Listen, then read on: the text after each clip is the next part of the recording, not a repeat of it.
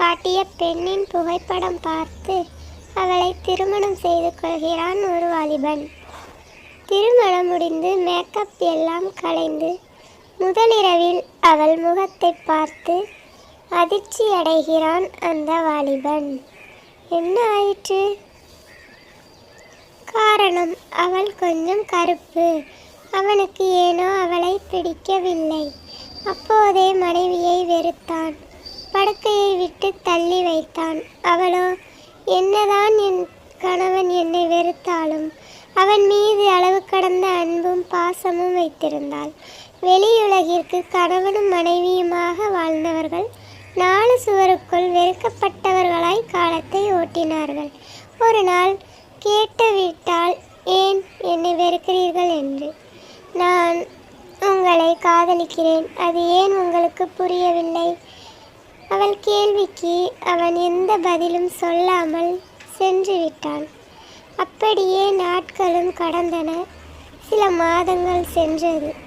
அந்த வாழ்க்கையில் ஒரு நாள் இரவு 1 மணி போல அவனுக்கு திடீரென நெஞ்சு வலி வருகிறது. வலி தாங்க முடியாமல் ஐயோ அம்மா என்று கதறுகிறான். அவனை பார்த்த மனைவி அவனை விட கதறுகிறாள். உடனே தன் வீட்டாருக்கும் கணவனின் நண்பர்களுக்கும் ஃபோன் செய்கிறாள். கணவன் துடிப்பதை தாங்கிக் கொள்ள முடியாதவள் தலைமீது கை வைத்து ஒரு பைத்தியக்காரி போல் புலம்பிக் கொண்டு நடுராத்திரி என்று கூட பார்க்காமல் வீட்டையே சுற்றி சுற்றி வருகிறாள். இவளை பார்த்த கணவன் பயந்து போய் திருதிருவென முழிக்கிறான். அவன் தன் வலியுடன் இவளின் செய்கையை கண்டு கண் கலங்கினான். கணவனின் நண்பன் காரை எடுத்துக்கொண்டு வேகமாக வருகிறார். அவன் உதவியுடன் காரில் கணவனை தன் மார்போடு அணைத்து கொண்டு அழுத கண்களோடு, அண்ணா கொஞ்சம் வேகமாக செல்லுங்கள் என்கிறாள். மார்பின் வலி அதிகரிக்கவே அந்த ஒரு நொடி இவளையா வெறுத்தேன் என்று கண்மூடி அழுகிறான். அவள் மடியில் தலை சாய்ந்தபடி. மருத்துவமனையில் தீவிர சிகிச்சை பிரிவில் சேர்க்கப்பட்டான். நண்பர்கள், அவனது வீட்டார், மனைவியின் உறவினர்கள் எல்லோரும் வந்துவிட்டனர். அவளை ஆறுதல் படுத்தியும் அவள் அழுகை அடங்கவில்லை. இந்த பெண்ணிற்கு கணவன் மீது இப்படி ஒரு காதலா என்று எல்லோரும் வியந்து பொறாமையுடன் அவளை பார்க்கின்றனர். டாக்டர் திடீரென்று வெளியில் வருகிறார். உங்கள் கணவர் புகைப்பிடித்ததால் வந்த பாதிப்புதான் இது. இனிமேல் புகைப்பிடிக்காதபடி சொல்லுங்கள். சின்னதா மாரடைப்பு வந்திருக்கு.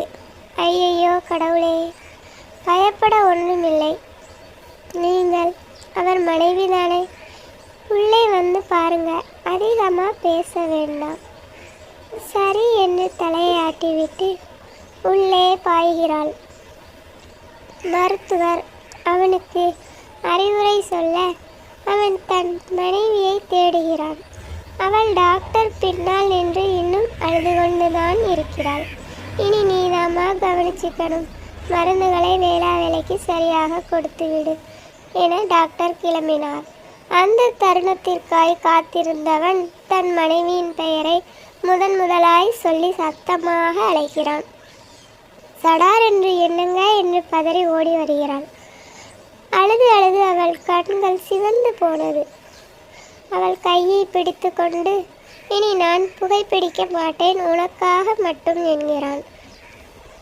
அவளுக்கு அவன் சொன்ன வார்த்தையை விட தன் கணவன் தன்னுடன் பேசுகிறான் என்ற சந்தோஷமும் அழுகையும் ஒன்றாய் வர அழுது கொண்டே சிரிக்கிறாள். உன்னை நான் வெறுத்தும் என் மேல் இவ்வளவு பாசமா என்று கேட்கிறான். நீங்கள் என் கணவர், நான் உங்கள் மனைவி என்று ஒரு வார்த்தையில் 1000 அர்த்தங்களை சொல்லி அவன் நெற்றியில் குனிந்து முத்தமிடுகிறாள். அப்போது கவனிக்கிறாள் அவன் கண்களில் நீர்த்துளிகள்.